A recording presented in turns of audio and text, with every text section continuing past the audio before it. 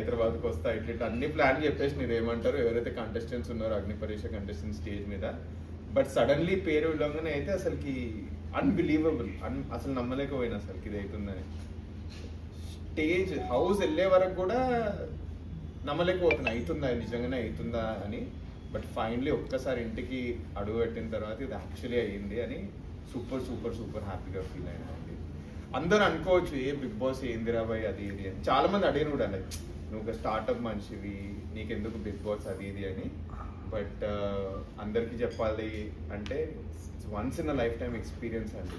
చెప్పినా అది వస్తుందో రాదో కూడా తెలియదు అసలుకి, చెప్పలేము కూడా. లైక్ ఆ ఎక్స్పీరియన్స్ని ఎక్స్ప్లెయిన్ చేయడం కూడా చాలా చాలా చాలా కష్టం. ఇప్పటిదాకా మా ఫ్రెండ్స్కి కూడా చెప్తుండే 15-16 days వరకు మొబైల్ ఫోన్ లేదు, లైఫ్ మీద టెన్షన్స్ లేవు, బయట ఏం జరుగుతుందో లేదు, టైం ఏందో తెలియదు, ఉత్తా ఇంట్లోండి జస్ట్ తిండిలో పంచాయతీలు ఇవే పెట్టుకొని ఉండాలి. అండ్ ఆ ఎక్స్పీరియన్సే డిఫరెంట్. నేను అనుకోలేదు ఇన్ని రోజులు. నేను టీవీలో చూస్తుండే బిగ్ బాస్ చూసి అరే ఈ టాస్క్ మనం చేసి వచ్చిరా బాయ్ ఇంత ఈజీ కదా, ఏ చిల్లర పంచాయతీలు ఎందుకు పెట్టుకుంటారు అని అనుకుంటుండే. ఒక్కసారి ఆ ఇంటికి వెళ్ళగానే మనమే రిలేట్ అయిపోతాం లైక్ అరే అవును వీటికే అవుతుంది. ఎందుకంటే 15 members డిఫరెంట్ మెంటాలిటీస్ అందరూ కలిసి వస్తున్నారు కదా సడన్లీ. ఒక్కొక్కరికి ఒక్కొక్క ఒపీనియన్ ఉంటుంది, ఒక్కొక్కరికి ఒక్కొక్క టేస్ట్ ఉంటుంది. దాంతో గొడవలు స్టార్ట్ అయిపోతాయి, చిన్న పాయింట్స్ దగ్గరనే గొడవలు స్టార్ట్ అయిపోతాయి. But at the same time friendships and bonds కూడా ఎస్టాబ్లిష్ అయిపోతాయి. నేను కూడా అనుకుంటుండే ఇట్లా 1-2 daysకి ఏం ఫ్రెండ్షిప్ అవుతుంది రా బాయ్ అని. అసలుకి ఆ హౌస్ ఉండడమే అట్లా అండి. ఆ హౌస్ ఉండడమే ఏమంటారు షార్ట్ స్పాన్ ఆఫ్ టైంలో అన్నీ ఎస్టాబ్లిష్ అవుతాయి. అండ్ 15 days నేను ఎన్ని డేస్ ఉన్నా కూడా నా 100% ఇచ్చిన అందరు చూసిండ్రు. లాస్ట్ ఎపిసోడ్ వరకు కూడా వాజ్ ఫైటింగ్. అండ్ నా 15 days నేను సూపర్ హ్యాపీ ఉండే. అగ్ని పరీక్ష తోటి చాలా హ్యాపీ ఉండే. రైట్ ఫ్రమ్ గెట్ గో ఇక్కడ నేను అసలుకి ఒక వెనకడు కూడా వేయలేదు, బాగా ఆడినా.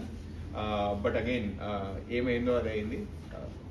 రిగ్రెట్స్ లేవు, చాలా బాగా ఆడినా. నా అవుట్పుట్ తోటే బయటకు వచ్చిన తర్వాత అందరు మెసేజ్ కూడా అవుతుండే చాలా బాగా అనిపించింది. కొంతమంది అంటుండే లైక్ ఎలిమినేషన్ కొంచెం అన్ఫేర్ అయిందా, లేకపోతే మీరు మళ్ళీ రీఎంటర్ అవుతారా, ఇవన్నీ అంటున్నారు. బట్ నేనైతే హ్యాపీగా ఉన్నాను.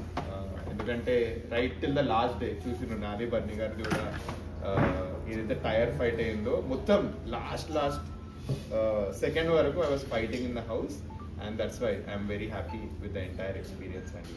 సో మీకు ఏమైనా క్వశ్చన్స్ ఉంటే హ్యాపీ. ఫస్ట్లీ ఫేర్ అన్ఫేర్ పక్కన పెడదామండి. జనాలు డెసిషన్ తీసుకునేవాళ్ళు at the end of the day. లోపల మేము పర్ఫార్మెన్స్ చేయడం వరకే మాకు ఏమంటారు మా చేతిలో ఉంది. బయట ఏమైతుందో అసలు మాకు ఏం ఐడియా కూడా లేదు కదా అసలుకి. సో వాళ్ళకి అనిపించింది వాళ్ళు అవుట్పుట్ లెక్క ఇచ్చిండ్రు. సో నేను